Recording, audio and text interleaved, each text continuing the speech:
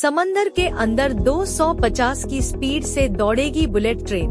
पूरा हो चुका है इतना काम, जानिए कब होगी शुरुआत। सली बुलेट ट्रेन भी समुद्र के नीचे सुरंग में चलेगी।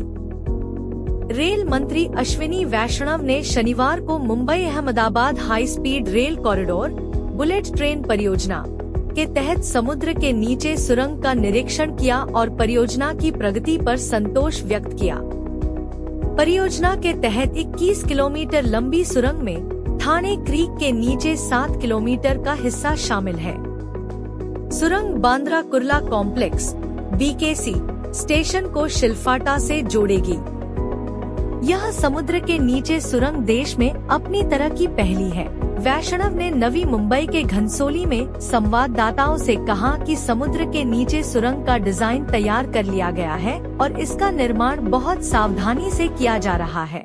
बहुत खुशी की बात उन्होंने कहा, सुरंग के डिजाइन और इसमें इस्तेमाल की जा रही तकनीक की मदद से दो ट्रेनें 250 किलोमीटर प्रति घंटे की रफ्तार से गुजर सकती हैं।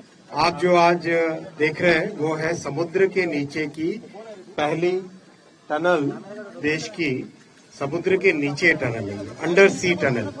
आपने अंडर रिवर टनल कोलकाता में देखी है, वैसे ये अंडर सी टनल है और इस टनल की कई खास बातें हैं। टेक्नोलॉजी के पॉइंट ऑफ व्यू से ये एक टनल के अंदर दो ट्रेन एक साथ 250 की स्पीड पे चलेगी, वैसी इस टनल की डिजाइन है। एक्चुअल में ट्रेन 320 की स्पीड पे भी टनल में चल सकती है सिंगल हो तो, और जब डबल ट्रेन एक साथ जब जाए तब 250 की स्पीड पे इसके अंदर चलेगी। ये बहुत ही केयरफुली डिजाइन और बहुत ही केयरफुली कंस्ट्रक्टेड प्रोजेक्ट है और इस टनल के अंदर जाके मैं अभी देख के आया हूँ। बहुत अच्छी प्रोग्रेस है और सेफ्टी का बहुत ध्यान रखा गया है।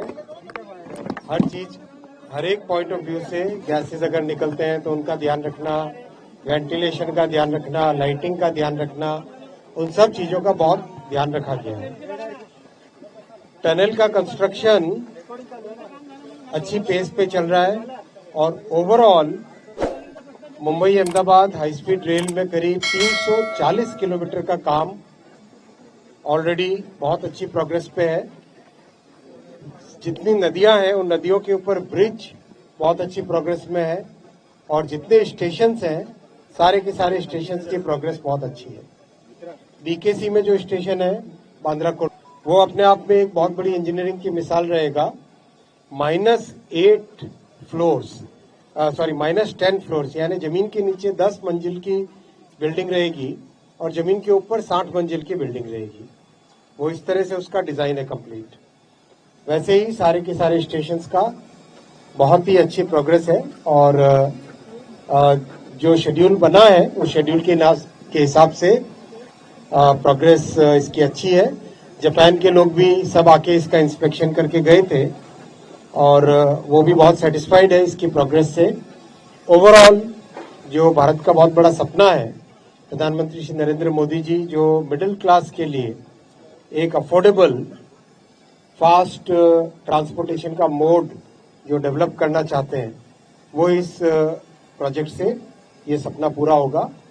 आप हाई स्पीड रेल को एक ट्रांसपोर्टेशन प्रोजेक्ट की तरह मत देखिए, इसको देखिए आप इकोनॉमीज का इंटीग्रेशन।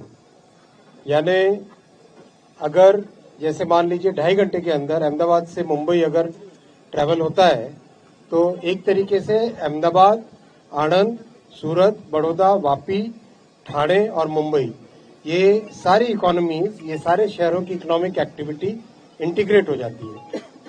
कोई भी व्यक्ति मान लो सूरत से रवाना हुए और सुबह अपना काम अहमदाबाद में कंप्लीट किया, शाम को घर आ गए। मुंबई से रवाना हुए, बड़ौदा में काम कंप्लीट किया, वापस घर आ गए। और एक ओवरऑल इस कॉरिडोर के साथ साथ बहुत अर्बन डेवलपमेंट भी आने वाले समय में ऑटोमेटिकली होगा।